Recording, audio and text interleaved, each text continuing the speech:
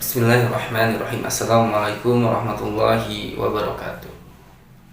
Baik, sebelumnya perkenalkan, nama saya Randy Rahadian.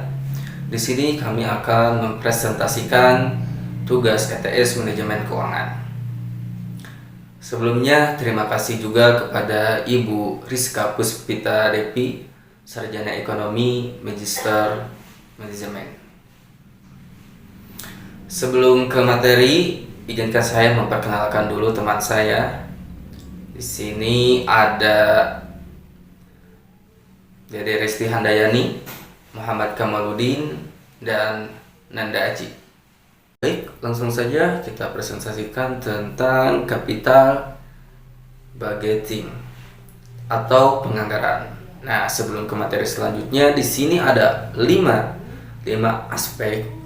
Yang satu ada pengertian, kedua ada manfaat, ketiga ada metode, keempat ada contoh soal, dan tabel bunga. Nah, di sini dari 5 tersebut akan dipresentasikan oleh teman saya yang tadi saya perkenalkan. Langsung saja kepadanya saya persilakan. Ya, baik, di sini saya akan menjelaskan pengertian tentang capital budgeting. Capital budgeting pada dasarnya adalah suatu proses yang lengkap untuk menganalisa proyek dan untuk bisa menentukan proyek yang termasuk dalam suatu anggaran modal. Atau bisa juga sebagai suatu proses perencanaan serta pengambilan keputusan terkait pembayaran dana di mana periode pengambilan dana tersebut sudah lebih dari 1 tahun. Nah, capital budgeting dan keputusan keuangan ini harus diperlukan secara terpisah, yaitu sebagai berikut. Yang pertama yaitu anggaran atau budget adalah suatu rencana rinci yang sudah memproyeksikan cash flow masuk dalam keluar selama beberapa waktu pada waktu yang akan datang. Sebuah rencana rinci yang memproyeksikan aliran kas masuk dan aliran kas keluar selama beberapa periode pada saat yang akan datang. Ya, capital budgeting adalah suatu garis besar rencana pengeluaran pada waktu aktiva tetap. Capital budgeting juga bisa diartikan sebagai proses menyeluruh untuk menganalisis berbagai proyek dan menentukan hal apa saja yang akan dimasukkan di dalam anggaran modal. Proses pengumpulan penjeneksi, mengevaluasi, dan menentukan alternatif cara penanaman modal yang nantinya akan memberikan penghasilan untuk perusahaan dalam jangka waktu lebih dari 1 tahun. Oke, selanjutnya bisa teman-teman lihat di sini ada beberapa metode budgeting. Yang pertama yaitu Net Present Value atau NPV. Berdasarkan definisinya, NPV adalah salah satu cara dalam capital budgeting yang berfungsi untuk bisa mengukur nilai profitabilitas rencana investasi proyek dengan menggunakan suatu faktor nilai waktu dan juga uang. Artinya, NPV adalah suatu selisih antara present value yang diperoleh dari nilai investasi yang ditanamkan pada aset saat ini dari penerimaan arus kas yang masuk di masa depan. Nah, yang kedua, itu ada Internal Rate of Return atau IRR. Para pakar dan ahli berpendapat bahwa IRR adalah suatu cara lain yang bisa digunakan untuk bisa mengevaluasi profitabilitas rencana investasi dengan cara menghitung nilai waktu uang.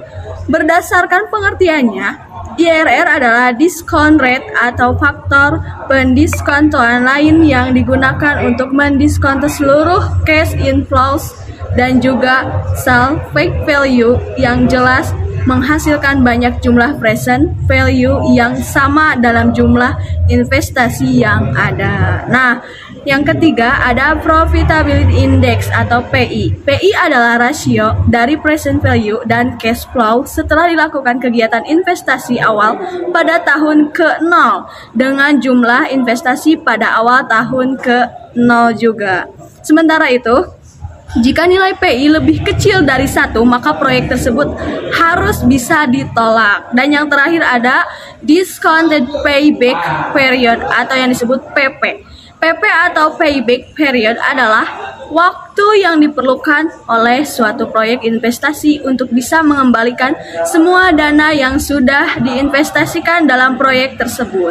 Cara ini adalah salah satu cara yang paling sederhana untuk melakukan evaluasi pantas atau tidaknya suatu proyek dilakukan. Perhitungan yang digunakan di dalamnya juga cenderung sangat cepat karena berdasarkan intuisi umum yang biasa digunakan dalam dunia bisnis. Oke, langsung kita ke contoh soalnya. Investasi awal seberapa proyek adalah 100 juta. Tahun kedua, 3 dan 4, pemasukan bersih adalah 30 juta. Pada tahun kelima, nilai sisa dapat dijual senilai 40 juta. Suku bunga bank 10% per tahun. Oke, di sini sudah ada rumusnya dan sudah ada kurvanya. NPV adalah 100 yaitu dari investasi awal minus 100. Nah, A-nya ini apa? A-nya ini anuitas. Berapa? 30 juta. PA-nya adalah dari komponen interest table 1 plus I. I-nya ini adalah suku bunga bank per tahun, yaitu 10%. Oke, dan kita lanjut ke pengerjaannya.